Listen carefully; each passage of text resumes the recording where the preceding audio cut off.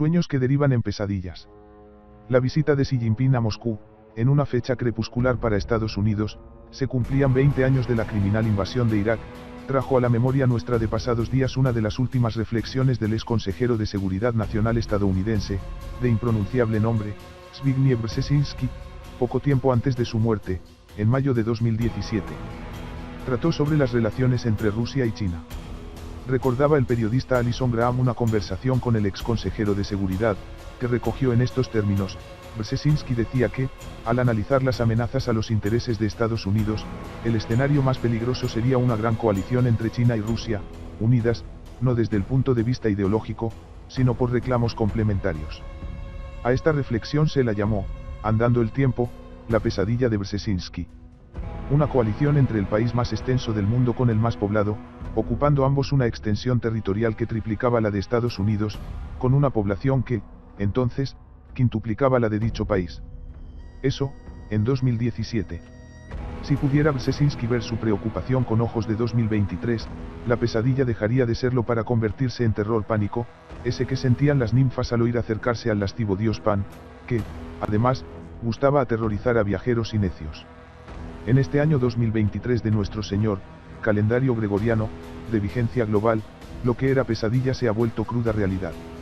Rusia y China, además de demostrar urbi et orbi su creciente alianza, lideran dos foros mundiales que están llamados a ser la espina dorsal del nuevo orden multipolar, la Organización de Cooperación de Shanghái, OCS, y los BRICS, cuyo PIB, el de los BRICS, supera ya al fementido G7, haciendo ver con guarismos que lo multipolar ya está aquí.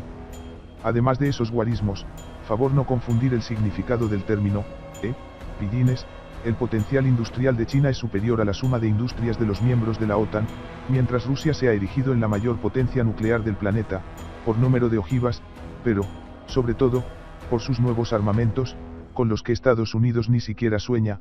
Hace escasos días se supo de los fallos en la prueba de un misil hipersónico estadounidense, mientras Rusia lleva años probándolos con éxito. Y usándolos con más éxito en Ucrania. Ciertamente, no hay una alianza militar oficial entre Rusia y China, pero tampoco es menester. Llegado el caso, imprudente sería excluir que ambas potencias decidan enfrentarse de consuno a Estados Unidos y la OTAN es decir, la OTAN más Japón y Australia, y algunos otros que, de puro imbéciles, decidan morir por Estados Unidos, caso de Filipinas o Corea del Sur. De más está apuntar que, en Asia-Pacífico, la guerra sería, esencialmente, aeronaval, pues el territorio continental euroasiático está vetado a Estados Unidos, tanto porque el peso de China es demoledor, como porque no habría forma de que Estados Unidos pueda trasladar a millones de soldados, ni siquiera decenas de miles, desde su territorio a un teatro de operaciones terrestre en Asia. A propósito del tema, el jefe del Cuerpo de Marines de Estados Unidos, general David Berger, se quejaba, hace pocos días, en la revista Newsweek, de que el estado de preparación de la capacidad anfibia estadounidense ha caído a su nivel más bajo en los últimos años, hasta un 35% menos de lo que se necesitaba para montar 3 grupos de preparación anfibios, ARG, que puedan operar todo el tiempo. Para aclararnos, la capacidad anfibia se refiere al número de buques capaces de transportar fuerzas de apoyo y vehículos de mar a tierra, como las unidades expedicionarias de la Marina, MEU, imprescindibles para operaciones de desembarco y de comando. Según Berger, esta capacidad es crucial en el contexto del Pacífico, para poder enfrentar a China con éxito. El general de Marines olvidó mencionar cómo esos buques podrían superar a los misiles chinos y rusos, dada la lentitud de dichos buques. Comprendiendo que el teatro de operaciones militares en Asia-Pacífico será esencialmente aeronaval, China, desde hace al menos una década, invierte el grueso de su presupuesto militar en crear una formidable flota hoy por hoy, y mañana también, la más grande del mundo y, por la misma razón, Rusia invierte masivamente en misiles y sistemas de misiles antimisiles, al punto que, hará un mes, el presidente Putin afirmó que Rusia fabrica más misiles que todo el resto del planeta junto, lo que son. No palabras mayores, sino lo siguiente.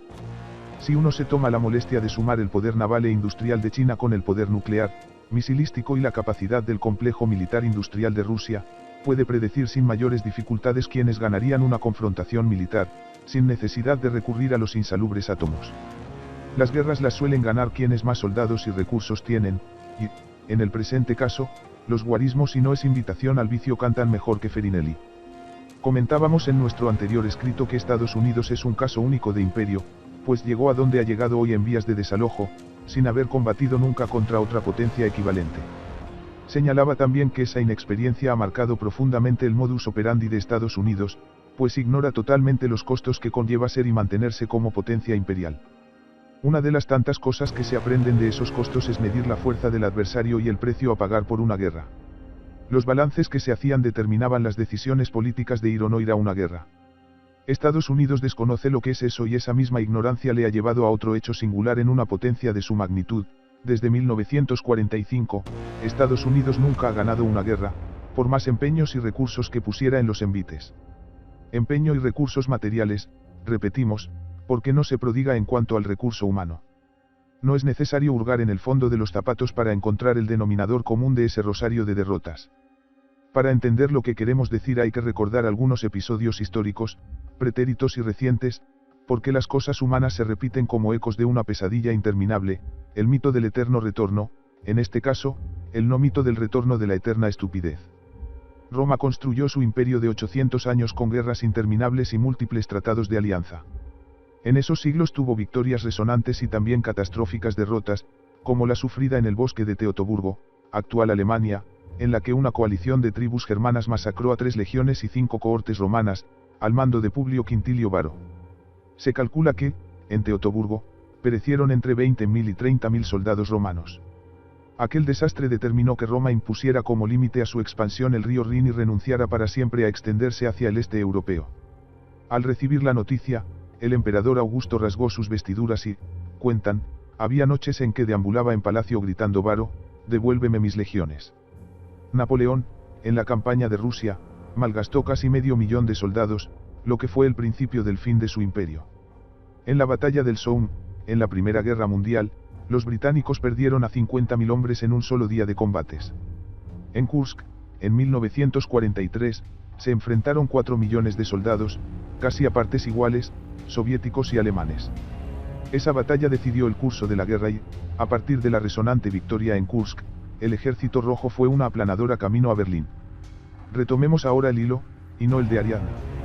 No hay, en la historia de Estados Unidos, ninguna gloria bélica que pueda parecerse a los episodios citados. Nada, nada, nada. No tiene, Estados Unidos, batallas memoriosas que merezcan ser estudiadas en las escuelas militares, excepto las suyas, claro. Ninguna hazaña bélica de esas que marcan épocas, producen héroes y se hacen leyenda, como Aníbal cruzando los Alpes, Cortés y sus tlaxcaltecas en Tenochtitlán o el general Kutuzov arrastrando a Napoleón al pantano de Borodino. El único episodio que se le podría aproximar es el inflado desembarco de Normandía, pero, bombos y propaganda aparte, dicho desembarco tuvo escaso impacto en el final de la Segunda Guerra Mundial, pues, para entonces, el Ejército Rojo había desguazado al ejército alemán y avanzaba a marchas forzadas hacia Berlín. Por demás, Estados Unidos, en Normandía, sufrió 6.500 bajas, cifra insignificante comparada con las bajas sufridas por los contendientes en las grandes batallas de esa guerra, Leningrado, Stalingrado, Kursk, Berlín, que sumaban decenas de miles en una sola y aciaga jornada. Del papel de Estados Unidos en la Segunda Guerra Mundial dan fe las cifras de bajas militares. China tuvo 2.200.000 muertos, Alemania, 3.500.000, Japón, 1.219.000, la Unión Soviética, 7.500.000. Estados Unidos, 405.399 muertos, de los cuales únicamente 291.557 soldados perecieron en los campos de batalla. ¿A dónde querremos llegar? A un hecho siempre determinante en las guerras, tan pródigas en la historia humana: las guerras las gana quien ocupa los territorios, no quienes simplemente los destruyen. Y los territorios solo pueden ser ocupados por soldados. Pero Estados Unidos es un país profundamente reacio a sufrir grandes cantidades de bajas en las guerras, por lo cual no está dispuesto nunca a pagar el precio que exige una ocupación. Esa es la razón determinante de por qué no ha ganado ninguna guerra desde 1945. No hablamos de su tradición gloriosa de invasiones a Granada, 1983, 300 kilómetros cuadrados y 95.000 habitantes, o Panamá, 1989, 75.500 kilómetros cuadrados y 2,4 millones de habitantes. Hablamos de guerras de verdad, en las que hay que poner vidas y más vidas. No hablamos de esos países indefensos y atropellados, sino de guerras prolongadas en el tiempo, aunque los contendientes fueran inferiores en todo, menos en su capacidad de sacrificar vidas con tal de alzarse con la victoria: Corea, Vietnam, Afganistán, Irak. Si nos vamos a las cifras, dejaremos los guarismos fuera, que más de algún lector, presumo, estará ya fuera de combate, se entenderá mejor la idea. En la guerra contra España, en 1898, Estados Unidos tuvo 2.446 muertos y 1.662 heridos. En la guerra de Corea murieron 54.246 soldados, con 103.284 heridos. En Vietnam fue más duro, 90.220 muertos y 153.303 heridos. La primera guerra del Golfo fue casi anecdótica, 1948 muertes y 467 heridos. La Segunda Guerra del Golfo tampoco fue para llenar ríos de lágrimas, 4.431 soldados muertos. En Afganistán, tras 20 años de guerra, murieron 2.442 soldados estadounidenses. Han agarrado la seña.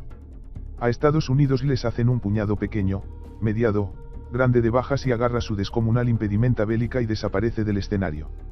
Si medimos su capacidad de aguante partiendo del número de bajas que puede resistir, diríamos que es boxeador de un round. Le meten 6 y, como Charlotte boxeador, se escuda detrás del juez y busca bajarse del ring. Esta característica psicológica y social está profundamente imbuida en la psiquis del pueblo estadounidense, que, excepción hecha de la lejanísima Guerra Civil, 1860 a 1865, ha visto las guerras de su país como películas de Hollywood, en escenarios lejanos y exóticos y, dato fundamental, eran guerras que nunca afectaban su territorio ni alteraban mayormente su andar cotidiano. Los estadounidenses carecen de memoria sobre los estragos terribles de las guerras porque nunca han padecido una y, por tanto, no tienen idea de lo que implicaría meter al país a un conflicto con China y Rusia. Ni siquiera la clase política ni la militar parecen capaces de hacerse una idea mínima de las consecuencias demoledoras de una guerra abierta con dos potencias, ya no equivalentes, sino superiores en ámbitos determinantes de la cosa militar. Al carecer de memoria colectiva sobre los efectos de una guerra, la población estadounidense vive, en lo general, al margen de los debates políticos sobre ese y otros mil temas, algo más que comprensible en una sociedad atrozmente despolitizada y que, por su lejanía geográfica del resto del mundo, desconoce hasta la fatalidad lo que ocurre en este planeta. Ciertas cifras ayudan a aclarar esta no visión del mundo. Solo la mitad de estadounidenses ha viajado alguna vez al extranjero. La Oficina Nacional de Viajes y Turismo de Estados Unidos indicó que, en 2016, el porcentaje de estadounidenses que viajó al exterior fue apenas un 3.5% de viajeros. De ellos, el 32% de turistas optaron por México, seguido de Canadá, Costa Rica y República Dominicana. Pues bien, mis atlántidas y palinuros. Las guerras tienen causas externas y también internas y suelen generar debates en los países con memoria colectiva de guerras. En Estados Unidos tal no hay. El establishment dominante decide por sí y ante sí, sin sentirse obligado a concurrir a debates públicos fuera de las paredes del Congreso, se mueven a su antojo sin temer manifestaciones callejeras como las que ahora agitan Francia, de forma que son fuerza ciega sin freno ni ataduras. Si las cosas siguen la deriva que llevan, las bombas empezarán a caer a un pueblo que no entenderá cómo y dónde se rompió el Guián de Hollywood. El 28 de junio de 1914, un extremista serbio asesinó al archiduque de Austria y a su esposa en Sarajevo. La noticia no causó mayor impacto en la población, tan así que el historiador ZBYAN Kasiman escribió que el atentado no provocó ninguna impresión en absoluto. El domingo y el lunes, días 28 y 29 de junio, las multitudes en Viena escucharon música y bebieron vino, como si nada hubiera sucedido. Los gobiernos, en cambio, se movieron de lleno a la colisión, que llevaban décadas preparando. El llamado período de la paz armada terminó en una guerra feroz e implacable entre 5 imperios europeos que nos han vendido como Primera Guerra Mundial. Pero empezó sin que nadie fuera capaz de imaginar lo que provocaría.